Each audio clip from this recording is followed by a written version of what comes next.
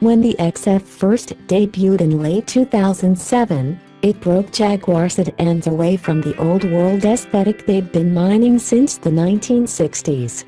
Gone were the four-round headlights, a lavish chrome, and a slavish devotion to the British firm's heyday.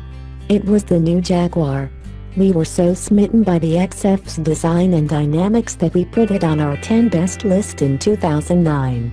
As the first modern Jaguar you could drive without looking like you'd borrowed your great-uncle's car, its rejection of retro design made it possible for the rest of the Jaguar lineup to shake some of the design vestiges of the 1950s and 60s. But as the XF enters its second generation, it has emerged looking a lot like its predecessor, which is now an old Jaguar. Even if it doesn't advance Jaguar design like its predecessor, the 2016 XF is still a damn good sequel. Its shape retains the aggression you expect of a brand named after a predatory cat. The XF isn't likely to become the avatar of the gray-haired, but rather the gray-templed. Despite looking like the old XF, no sheet metal is shared. "A few screws are all that we kept," says Mike Bradley, Senior Launch Manager. Put old and new next to each other and the new car's nose appears more blunt, the side glass more upright, and the tail longer. The added length is simply a visual trick, though, as the XF is about the same size as before.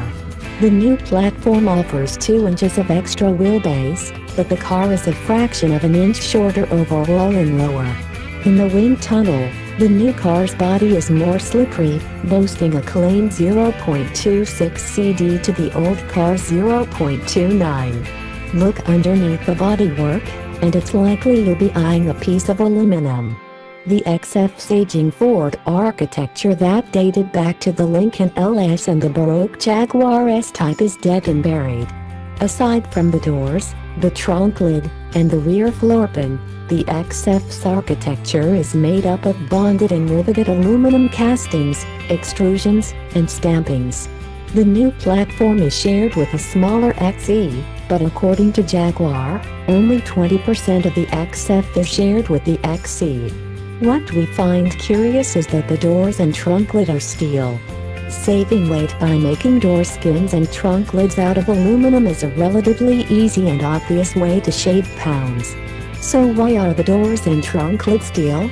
It's done to improve weight distribution, says Bradley. There is a bit more steel hidden away in the XF. For example, behind the stamped B-pillar is a high-strength steel insert that bolsters rigidity and improves side impact crashworthiness. A cast magnesium crossbar hides behind the instrument panel and another cast magnesium piece ties together the front structure.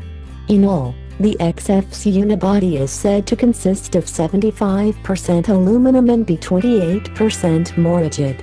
In all-wheel drive V6 guise, the car will weigh 265 pounds less than before, which would put it at about 4,150 pounds. The last supercharged odd XF we weighed came in at 4,385. When the XF goes on sale next year, the available engine will be the current XF's 3.0-liter supercharged V6. In base versions, the 60-degree V6 again inhales from a twin-vortex supercharger, has its thirst slaked via direct fuel injection, and turns out 340 horsepower and 332 lb-ft torque. This model, dubbed the XF35T, will start at $52,895, a price drop of about $5,000 from last year's V6 XF. A 380 HP version of the same V6, as seen in the F-Type, will be available, too. The extra power is due to zeros and ones and not any physical differences. The engine is mechanically identical to the 340 horse version.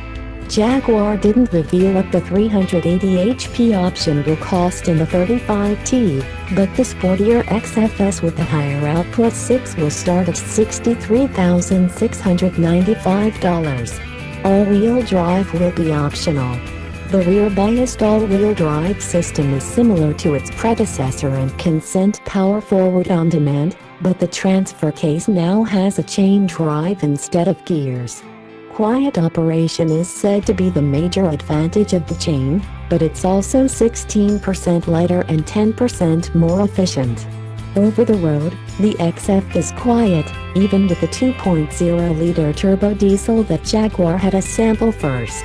A cold start did make us think that it might be powered by a vibrating iPhone, but once warm and on the road its NVH lessened considerably.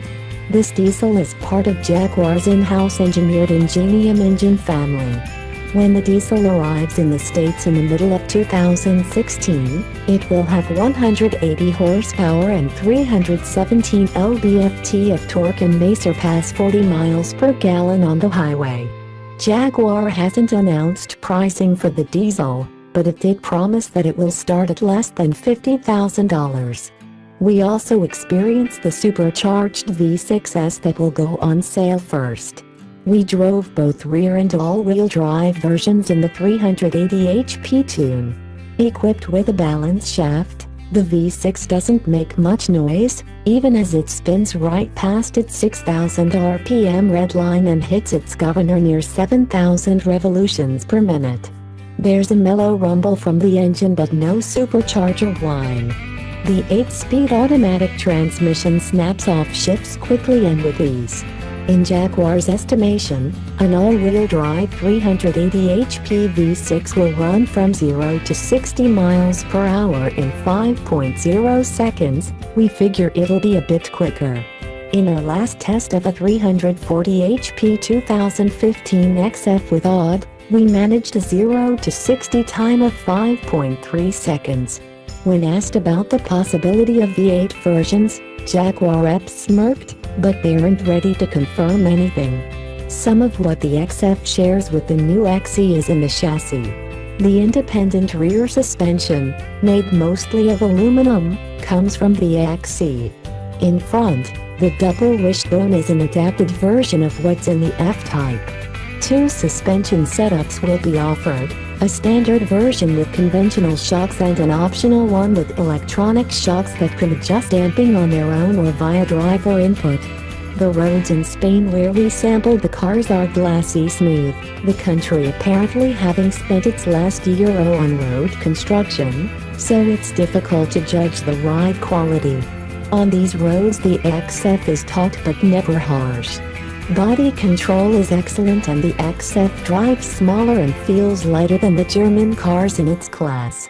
The electric power steering comes across as light, but it imparts a sense of liveliness. While our European market test cars were equipped with summer tires, American versions will get all-season rubber that likely will reduce grip and steering feel, but we'll have to wait and see. It is theoretically possible to order summer tires for the XF, but Jaguar reps tell us it'll be a special order situation. Like the exterior, the interior of the XF is a modernization of the themes established by its predecessor. The air vents still open like miniature garage doors, the gear selector is still a small dial that rises when you push the start button. In the center of the instrument panel is a large touchscreen that features Jaguar's latest infotainment system, In Control. On the standard version, phone, audio, and navigation functions, as well as the home screen, have a button for quick access. Once within the system though, there are no redundant controls, so you have to tap the screen to enter a point of interest into the navigation system or tune in a radio station. Response time is good, but it would take some getting used to before we were comfortable using it in traffic. Below the big touchscreen are actual buttons that manage the climate control system.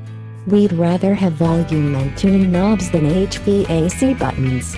Some audio functions can be controlled via the steering wheel buttons, but we adjust the radio far more often than the climate control. An InTouch Pro system with greater functionality will be optional.